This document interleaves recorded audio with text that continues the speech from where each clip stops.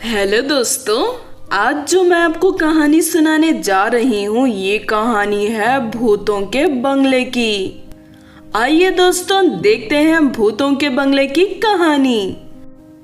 जानपुर नाम के गांव में एक बहुत बड़ा और पुराना बंगला था। उस बंगले का रंग काला होने के कारण सब उसे काले बंगले के नाम से जानते थे। वो बंगला दिखने में बहुत पुराना और भयानक था। बंगले के अंदर और बाहर बहुत सारी खोपड़ियां और कंगाल पड़े हुए थे। रात होने पर उस बंगले में बहुत ही खतरनाक आवाजें सुनाई देती थी, इसीलिए कोई भी उस बंगले के आसपास नहीं भटकता था।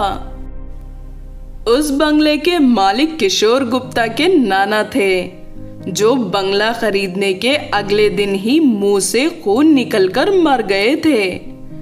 किशोर उस बंगले को बहुत ही सालों से बेचने की कोशिश कर रहा था, लेकिन बंगला भूतिया होने के कारण कोई उसे खरीद नहीं रहा था। एक दिन गांव में राजू नाम का लड़का आता है। राजू उसी बंगले के पास से गुजरता है। अगले दिन राजू अपने एक दोस्त से मिलता है और कहता है, मेरे दोस्त अर्जुन, तुम कैसे हो? बहुत साल हो गए तुम्हें मिले। मैं ठीक हूँ दोस्त, तुम कैसे हो? यहाँ कैसे आना हुआ? बहुत सालों बाद गांव में आए हो। मैं इस गांव में एक बंगला खरीदने आया हूँ। क्या मुझे कम पैसों में कोई सस्ता बंगला मिल सकता है? अगर तुम्हें कम दामों में बड़ा बंगला चाहिए तो तुम काले बंगले को ही खरीद लो। काले बंगले को? हाँ, वो बंगला बहुत ही ज्यादा बड़ा है। अच्छा, तो मैं उस बंगले को ही खरीदूंगा। अर्जुन ने मजाक में कह दिया था, लेकिन राजू ने उसे सच मान लिया और बंगले को खरीदने के लिए तैयार हो गया। ये सुनकर अर्जुन चौंक जाता है और कहता है, राजू, मैं तो मजाक कर रहा था, तू कोई और बंगला खरीद ले। नहीं दोस्त, मैं उसी बंगले को खरीदूंगा। वो मुझे बहुत पसंद आया है। मैं उसे रेनोवेट करूंगा, इस गांव का सबसे अच्छा बंगला बनाऊंगा। राजू, तू उस बंगले के बारे में नहीं जानता। वो बंगला एक भूतिया बंगला है। उस बंगले में बहुत सारे भूत रहते हैं और वहाँ एक खतरनाक चुड़ैल भी रहती है। ये सुनकर राजू हंसने लगता है और अर्जुन से कहता है, अरे ये भूत वूत कुछ नहीं होता। क्या तूने कभी भूत को देखा है? भूत तो बस कहानियों में होते हैं, असल जिंदगी में कोई भूत नहीं होता। मैं तो उसी बंगले को खरीदूंगा। इतना कहकर राजू वहां से चला जाता है। अगले दिन राजू किशोर गुप्ता के घर जाकर कम दामों में बंगले को खरीद लेता है। राजू किशोर से चाबी लेकर वहां से बंगले की ओर निकल पड़ता है और बंगले की तरफ जाता है। जैसे ही वो बंगले की तरफ पहुंचता है तो उसे बहुत ही खतरनाक चीखें और आवाजें सुनाई देती है। ये सुनकर राजू बहुत ही ज्यादा डर जाता है। अरे ये तो कोई पक्षियों की आवाज होगी, मुझे डरना नहीं चाहिए। चल राजू, अंदर चल। जैसे ही वो बंगले के अंदर जाता है तो वो देखता है कि बंगले के अंदर बहुत सारे कंगाल और खोपड़ियां पड़ी हुई थी। ये देखकर राजू डर जाता है। तभी जोर से दरवाजा बंद हो जाता है। उसके आगे एक आग जलकर अपने आप बुझ जाती है। एक भूत उसके आगे आकर खड़ा हो जाता है और जैसे ही राजू सामने मुड़ता है तो भूत गायब हो जाता है। ऊपर से किसी की हंसने की आवाज सुनाई देती है। तभी ऊपर से एक कंगाल आकर राजू के सामने पड़ जाता है। ये देखकर राजू बहुत ही ज्यादा डर जाता है। कंगाल गायब हो जाता है। अरे ये सब क्या हो रहा है? राजू ने ठीक कहा था, इस बंगले में भूत रहते हैं। दरवाजा भी बंद हो चुका है, अब मैं कैसे बाहर निकलूंगा?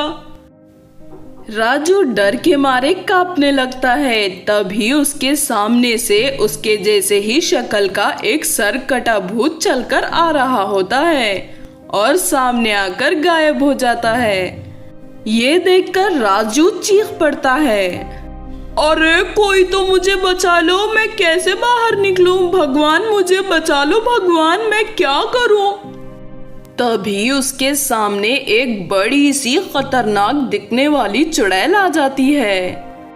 इंसान, तू आज मरने वाला है। तू हमारी भूतों की दावत बनेगा। मरने के लिए तैयार हो जा। हम बहुत दिनों से भूखे हैं। हम तुझे कच्चा चबाकर खा जाएंगे। बहुत मजा आएगा। चुड़ैल जी प्लीज मुझे छोड़ दो। आज के बाद मैं इस बंगले की तरफ कभी नहीं आऊंगा। ये बंगला आज से आपका है। आप जो मांगेंगी मैं वो आपको दूंगा। प्लीज मुझे छोड़ दीजिए चुड़ैल जी। अरे इंसान, तू तो बहुत ही ज्यादा डर गया। मुझे तो बहुत मजा आ रहा है। अगर तू वादा करता है कि तू कल मुझे 3 इंसान लाकर देगा तो मैं तुझे छोड़ दूंगी, वरना तू कल मुंह से खून निकलकर मर जाएगा। नहीं नहीं चुड़ैल जी, मैं आपको जरूर 3 इंसान ला कर दूंगा। मुझे आप छोड़ दीजिए कृपया करके, मैं वादा करता हूँ। जैसे ही राजू वादा करता है तो बंगले का दरवाजा खुल जाता है। राजू दौड़कर बंगले से बाहर निकल जाता है और अपने दोस्त अर्जुन के पास पहुंच जाता है। अर्जुन तू सही कहता था, भूत तो सच में होते हैं। मेरे सामने तो एक खतरनाक चुड़ैल खड़ी हुई थी। अब मैं क्या करूं? 3 इंसान कहां से ला कर दूं? तू चिंता मत कर, बंगले की मरम्मत के लिए हम 3 आदमियों को बुलाएंगे और उन्हें ज्यादा पैसे देने का लालच देंगे। राजू और अर्जुन 3 आदमियों को ढूंढ लेते हैं और उन्हें ज्यादा पैसों का लालच देकर बंगले की ओर भेजते हैं। जैसे ही तीनों बंगले के पास पहुंचते हैं तो उन्हें खतरनाक चीखें सुनाई देती है। अरे ये बंगला तो बहुत खतरनाक दिख रहा है। चलो कोई बात नहीं, हमें तो ज्यादा पैसे मिलेंगे।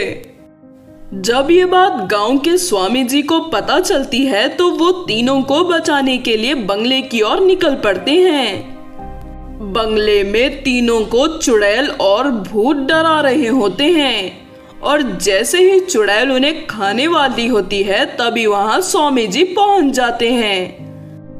देखो भूतों और चुड़ैल, तुम यहाँ से हमेशा के लिए चले जाओ, वरना मैं तुम्हें बोतल में बंद करके समंदर में फेंक दूंगा या फिर यही जलाकर भस्म कर दूंगा।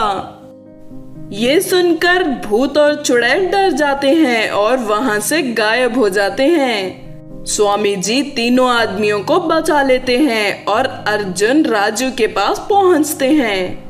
तुम दोनों की हिम्मत कैसे हुई हमें उस भूतिया बंगले में भेजने की? हम तुम दोनों को नहीं छोड़ेंगे।